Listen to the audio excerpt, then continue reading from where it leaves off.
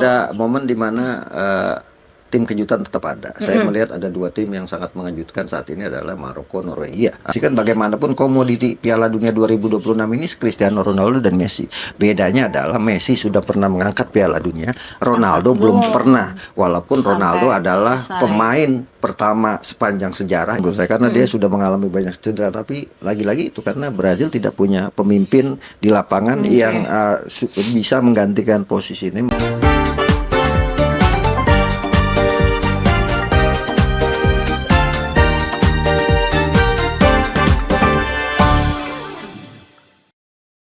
Sebelum ke sana saya coba lanjutkan atau tanggapin sedikit lah terkait dengan Piala Dunia yang ada 3K di sana. Dari POV-nya redaksi tentu ini Piala Dunia itu selalu menghadirkan drama. Apapun itu, di dalam lapangan, baik di luar lapangan, kita akan tampung semuanya melihat berbagai sudut pandang. Namun di satu sisi peran media tentu saja untuk melihat ini secara clear. Nah, kita akan melihat bagaimana aturan VAR itu berlaku, bagaimana pengambilan keputusan itu sebenarnya berjalan, dan apakah Mesir itu pantas untuk merasa disingkirkan, merasa disingkirkan atau merasa tidak adil, itu akan dilihat secara objektif lah. Kita hadirkan semuanya, dan ini akan memperlihatkan bagaimana itu juga tidak akan menjawab gitu. Karena apa? Karena setiap penggemar itu akan memiliki sudut pandang yang berbeda dan memiliki tingkat emosional yang berbeda dan memiliki jagoan-jagoan yang berbeda. Dan ini attachment sama tiap tim, sama tiap individu tuh akan berbeda-beda. Tapi itulah Piala Dunia.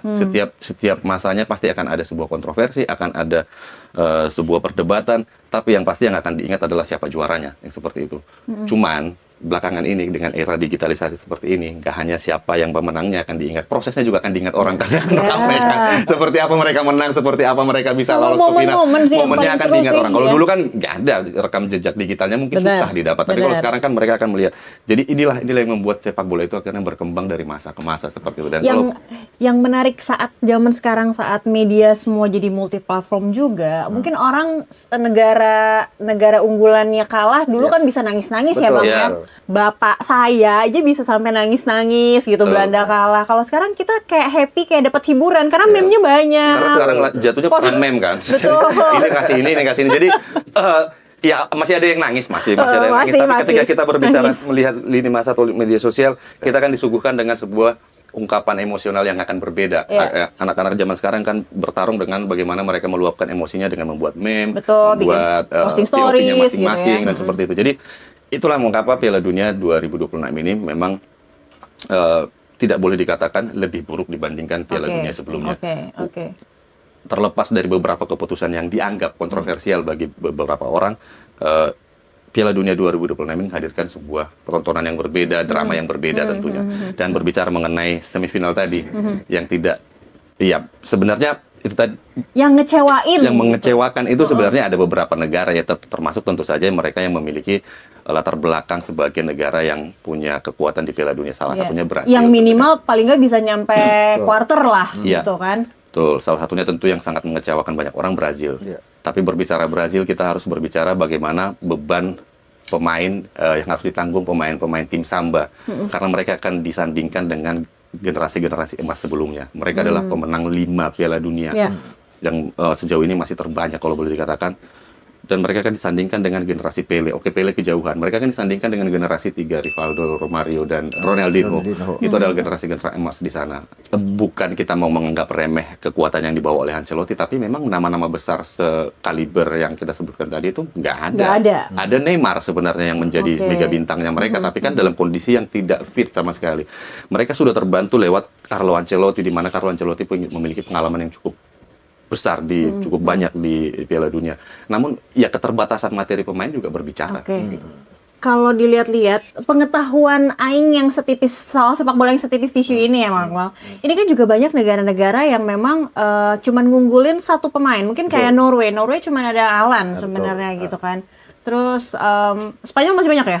Spanyol ya masih ada. Ya, tapi yang paling gampang diingat orang ya pasti Lamine Yamal. Ya, artinya ini regenerasi di tahun ini, momentum Piala Dunia 2026 ini memang sokongan yang regenerasi yang bisa menyokong pemain-pemain hebat ini kurang gitu. Kayak Portugal juga kan sebenarnya. Betul. Jadi kalau saya melihat ada momen di mana tim kejutan tetap ada. Saya melihat ada dua tim yang sangat mengejutkan saat ini adalah Maroko, Norwegia. Mesir sampai babak 16 besar mereka sudah prestasi luar biasa karena sebelumnya mereka belum mencapai level itu. Norwegia misalnya, Norwegia itu 1934 sama 1998 itu prestasi terbaik mereka dengan lolos sampai babak 16 besar. Artinya ini yang kemudian membedakan buat Norwegia ini sudah merupakan sejarah, bahkan mereka bisa bikin kejutan seperti Maroko kemarin yang sampai lolos babak semifinal. Potensi itu akan selalu ada. Tapi sepak bola ini kan selalu menggambarkan emosi, ada yang gembira, ada yang sedih gitu kan.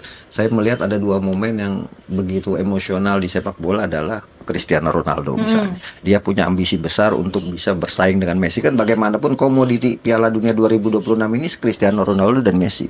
Bedanya adalah Messi sudah pernah mengangkat Piala Dunia, Ronaldo belum pernah. Walaupun Ronaldo adalah pemain pertama sepanjang sejarah yang mungkin tidak akan bisa diikuti pemain lain yang selalu mencetak gol di 6 Piala Dunia. Dan itu sejarah yang mungkin seorang Pele saja tidak bisa melewati, Maradona tidak bisa melakukan, tapi Cristiano punya itu. Tapi buat Cristiano Ronaldo belum menjuarai Piala Dunia adalah aib buat dia. Makanya dia sangat emosional sekali ketika kemudian Portugal kembali gagal untuk mewujudkan ambisi menjadi juara di Piala Dunia. Meskipun waktu debut 2006 Cristiano Ronaldo waktu itu masih sangat muda, usianya 18 tahun, tapi bisa membawa Portugal sampai semifinal. Ya seumur Lamine Yamal ya. Iya, tapi saat itu Portugal memang masih banyak pemain-pemain top ya di 2006 ya masih tapi ada. kan sekarang juga pemain top-top semua. Siapa yang tidak dan topnya maksudnya saat itu Ronaldo belum setop sekarang, jadi dia masih jadi ini penyuplai lah boleh dikatakan. Kalau sekarang kan dia yang harus di servis seperti itu. Supportnya masih ada ya. Kalau dia dulu kebanyakan servis. Nah, masalahnya yang terjadi ya kalau dilihat dari berbagai pemberitaan lah boleh dikatakan ya media-media luar juga menulis bahwa memang ada Ronaldo itu minim support di Portugal. Berbeda halnya dengan Messi di Argentina. Mereka bermain untuk Messi. Jadi kalau kita lihat ritme permainannya juga itu menyesuaikan dengan ritme permainan Messi. Dan di Portugal ini yang tidak didapat Ronaldo dengan alasan bahwa ya sebenarnya di sana banyak bintang juga, banyak bermain di liga-liga top Eropa lah. Tidak ada yang bisa mau mengalah. Oke lah di depan. Lain ngelihat sosok Uncle Dodo ini sebagai komoditi kali, bukan pemain bola kali. Nggak ada ketidakpercayaan sebenarnya karena mengingat usia Ronaldo juga udah tidak muda. Dia sudah 41 tahun saat main di Piala Dunia 2026. Bahkan di pertandingan itu mungkin dia yang paling tua. Iya. Untuk di tim itu ada pemain Meksiko, tapi yang sampai melaju terlalu jauh, yang paling jauh adalah kan Ronaldo 41 tahun. Tapi kalau dilihat Cakri, bagaimana permainan atau bagaimana performa Ronaldo selama memperkuat Portugal di Piala Dunia 2026, itu sebuah prestasi atau sebuah pencapaian yang luar biasa. Bayangkan 41 tahun dia main hampir 90 menit di setiap pertandingan. Kita atau saya atau siapapun yang berusia di atas 40, jangankan main 90 menit. Pemanasan aja kita udah minta diganti. Ya kan? Ini seorang Cristiano Ronaldo. Sebagai penikmat sepak bola kita harus bersyukur.